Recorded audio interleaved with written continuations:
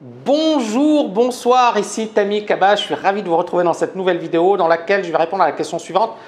Est-ce que je peux devenir millionnaire avec un compte de 1000 $? Alors c'est la question que m'a posée Ashraf. Donc bonjour monsieur Tammy, merci pour vos vidéos. Alors bien évidemment, moi j'en profite pour vous remercier pour vos encouragements parce que ça me fait super plaisir. Donc j'ai une question, je ne peux commencer le trading qu'avec 1000 $, pas plus, car je n'ai pas les moyens en ce moment. Et ça me fait pas peur de les perdre, mais ma question est la suivante. Est-ce qu'avec 1000 $, vous me conseillez le Forex ou les indices? Sur quel marché dois-je me concentrer? Merci. Alors, bon, c'est une question intéressante. Déjà, c'est bien, il y a un bon début. On ne parle pas d'options binaires, donc c'est super. Donc voilà, c'est une excellente question et je vais y répondre dans 2 petites secondes. À tout de suite.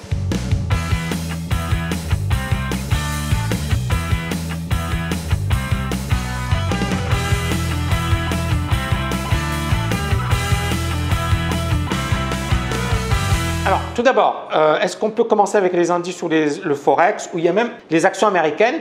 Moi, encore une fois, ce que j'ai envie de vous dire, c'est que vous pouvez effectivement travailler sur ces marchés. Il n'y a pas de souci. Maintenant, encore une fois, l'idée, elle est là. C'est que ce n'est pas un capital qui va vous permettre de vivre du trading. Donc, ne faites pas l'erreur classique qui consiste à prendre des risques énormes, à utiliser des effets de levier et à essayer de faire des performances incroyables. Ça arrive, c'est déjà arrivé, mais c'est très rare et ne vous dites pas que vous êtes l'exception. Vous êtes, et encore une fois, ce n'est pas méchant ce que je dis, mais vous êtes la masse. Donc, s'il y a une personne sur 1 million qui arrive à le faire, c'est super. Mais c'est une personne sur 1 million, ça veut dire que c'est quasiment impossible. Donc, premier point, il est presque impossible de devenir riche avec 1000 €. Je n'ai pas dit que c'était impossible, presque impossible. Et le problème, il est là, c'est qu'il y a beaucoup de courtiers et il y a plein de pubs qui vont vous faire comprendre le contraire et qui vont essayer de vous faire rêver. Il y a beaucoup de personnes qui débutent sur les marchés avec ce rêve en tête. Et dans les faits, ce sera quasiment impossible. Impossible de devenir riche ou millionnaire avec 1000 $. Deuxième point, il faut, et c'est là où on en arrive à qu'est-ce qui vous permettra de réaliser une grosse performance avec un capital de 1000 $, c'est que vous êtes sur un marché de malade, sur un mouvement qui va exploser à la hausse ou à la baisse et vous avez pris un effet de levier important au bon moment. Alors, vous n'allez pas devenir millionnaire, mais vous pouvez effectivement avoir une excellente performance. Et c'est encore une fois, c'est ça le truc, c'est déjà arrivé dans le passé. On a eu des personnes qui, pendant la bulle des valeurs technologiques, à la fin des années 90, sont devenus millionnaires.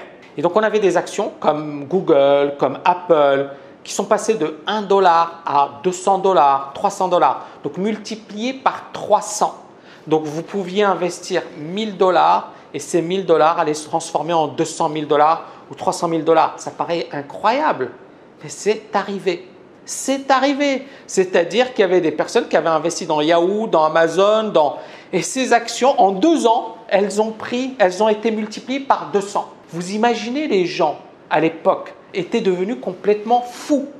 Qu'est-ce qui s'est passé? Moi, je m'en souviens, mars 2000, j'étais au salon de l'analyse technique et j'avais donné une conférence au salon de l'analyse technique. D'ailleurs, le salon de l'analyse technique venait juste d'être créé à Paris. Je me souviens que c'était à la Maison de la Chimie. Et je donne cette conférence et à la fin de la conférence, il y a une personne qui me dit « Tammy, moi, je reviens sur l'histoire au début parce qu'elle est très intéressante. » Il me dit « Voilà, moi, Tammy, j'ai gagné beaucoup sur les actions. J'avais utilisé un gros levier. Qu'est-ce que j'ai fait? J'ai quitté mon job. J'ai hypothéqué ma maison. J'ai pris le capital et puis j'ai tout investi en bourse. Je me suis dit que j'allais devenir multimillionnaire. Il avait déjà beaucoup gagné. Et on parle de mars 2000. La bourse, donc les nouvelles technologies en France, avaient déjà commencé à baisser. Elles avaient commencé à baisser à partir du mois de février. Aux États-Unis, elles ont commencé à baisser à partir du mois de mars 2000. Eh bien, il a tout perdu. Il a tout perdu. Et le gars, il était effondré. Il ne savait pas où aller. Imaginez encore une fois, hypothéquer sa maison, quitter son job pour tout perdre. C'est fou. Eh bien, on a eu des personnes qui, à l'époque, ont fait ça. Et c'est là où, encore une fois, ce type de situation peut se produire. On peut avoir une situation où un marché va exploser à la hausse. Et si on est au bon moment, au bon endroit, ça peut être génial. Mais encore une fois, ce n'est pas tout le temps le cas. Et quand vous êtes sur ce type de marché, il ne faut pas à un certain moment trop, comment dirais-je, être cupide. Ce qui a tué ce monsieur, c'est sa cupidité. Il avait déjà beaucoup gagné. Il devait se contenter de ce qu'il avait. Au lieu de cela, il a continué. Et donc, beaucoup de personnes, encore une fois, et c'est là où, quand vous commencez avec un petit capital, elles arrivent à faire une super performance, mais au lieu de se dire « bon, ben, je vais me calmer, c'est peut-être dû à la chance », non, elles se disent « ce n'est pas de la chance, c'est mes compétences, je suis excellente ». Et là, elles poussent, encore une fois, beaucoup plus loin et elles se retrouvent avec une perte catastrophique. Donc, faites gaffe à tout ça. Donc, comme je le disais, conseil numéro 3, le risque de ce type de stratégie est de tout perdre ou de gagner dans un premier temps énormément, mais comme vous n'avez pas la préparation psychologique, vous retrouvez de 1 000 $, à 200 000 $, vous dites ouais, c'est super, et le gars il est cupide et il repère tout, voire pire. D'accord? Et donc, quatrième point, et ça encore une fois je l'ai développé précédemment, c'est quelque chose qui est déjà arrivé. Je vous l'ai dit, historiquement c'est déjà arrivé. Donc ça peut arriver sur un marché extraordinairement impulsif. Alors, je ne pense pas que sur les devises, alors bien évidemment sur les devises si vous utilisez un levier important, mais sur les actions c'était sans levier, c'est-à-dire j'achète pour 1 000 $ d'actions, je n'ai pas utilisé de levier, l'action elle fait x100 en 2 ans, 3 ans ou x200, x300, vous imaginez? Sans effet de levier, sans rien. Alors sur les devises, bon on a des grosses variations, mais on n'a pas du x10, x20. Ou alors c'est très rare, ou alors c'est vraiment… Mais si vous prenez l'euro-dollar, ça va faire du plus 30%, voyez, c'est déjà énorme. Donc voilà, j'espère que vous avez aimé cette vidéo. N'oubliez pas de la liker. Surtout, quel que soit le capital que vous utilisez, soyez prudent. C'est ça mon conseil. À très bientôt.